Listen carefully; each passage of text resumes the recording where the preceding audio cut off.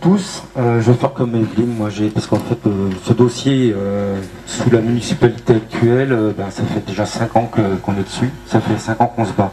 Donc ça va être un peu un résumé pour que ce soit clair. Donc notre analyse, l'analyse du bureau d'études Transitech nous a annoncé que le trafic de transit ne représentait que 20% des véhicules dans le sud d'Aulnay.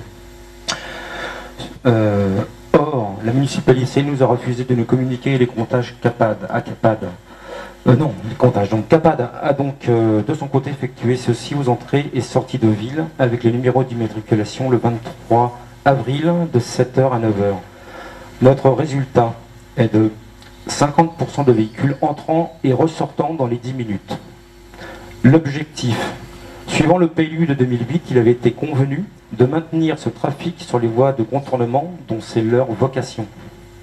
Par ailleurs, après analyse minutieuse de l'étude Transitech, plusieurs erreurs ont été constatées, dont, entre autres, la rue Seineville, toujours en double sens dans les plans de l'étude. Des véhicules en moins sur certains carrefours, entre les entrées et sorties. Le diagnostic étant mauvais, les objectifs ne peuvent pas être bons. Les solutions proposées sont forcément inappropriées. De plus, lors de l'écriture du cahier des charges à la demande de CAPAD et du conseil de quartier de Nenneville, il n'a jamais été retenu les points suivants. Projet sur la RN3 de la création du BHMS, dont Alain vous a parlé tout à l'heure.